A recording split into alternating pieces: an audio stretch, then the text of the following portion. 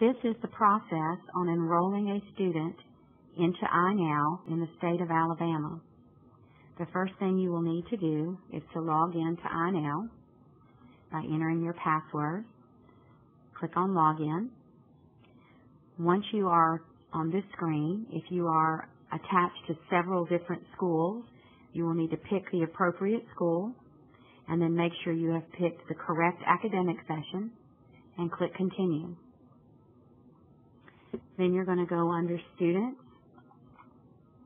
and then under Enrollment. When we enroll a student in the state of Alabama, we want to verify that this student has never been enrolled somewhere in the state of Alabama previously. The suggested way to do this is to search by Social Security number.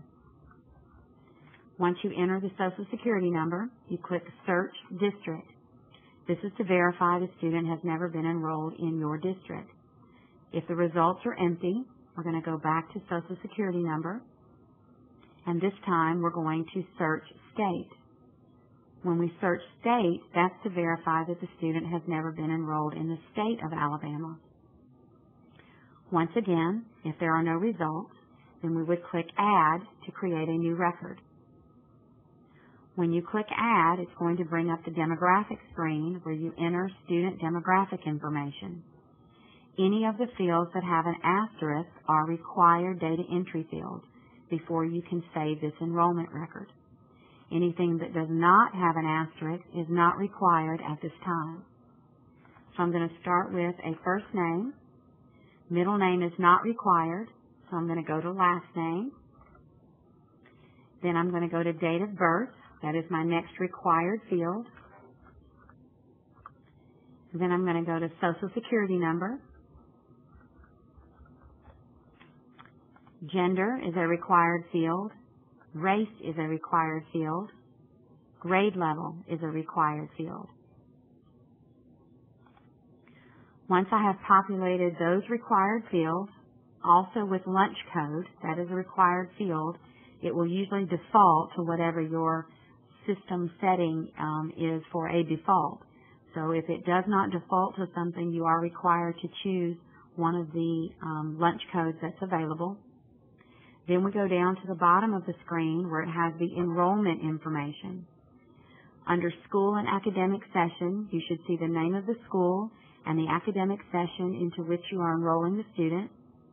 Transportation code is also required, and transportation codes can only be transported or non-transported in the state of Alabama. A transported student rides a school bus. If I do not ride a school bus, I am considered non-transported. The reported date would be the effective date of enrollment. It defaults to the current date, but if I need to make this a different date, I can click on the ellipsis button and choose a different date from the calendar. The enrollment code should default to entry, and the reason code should default to resident enrollment. Once these fields have all been populated, we click Enroll to enroll the student. Once a student is enrolled, we can go back under Students and Student Maintenance and search for the student that we just enrolled. And the names of the students that have been previously enrolled will display. Their file number, their name, their status, grade level, homeroom if it's been assigned, birth date, gender, photo if it's attached. The locator icon lets you locate them by their schedule. And if I want to look at the information for the student, I simply click on the file number. It opens the student record. And at this point, all of the information that I entered previously that was required will display. Any information that I did not enter that is you're wanting to add to the student, you would simply add that information, such as their address and so forth.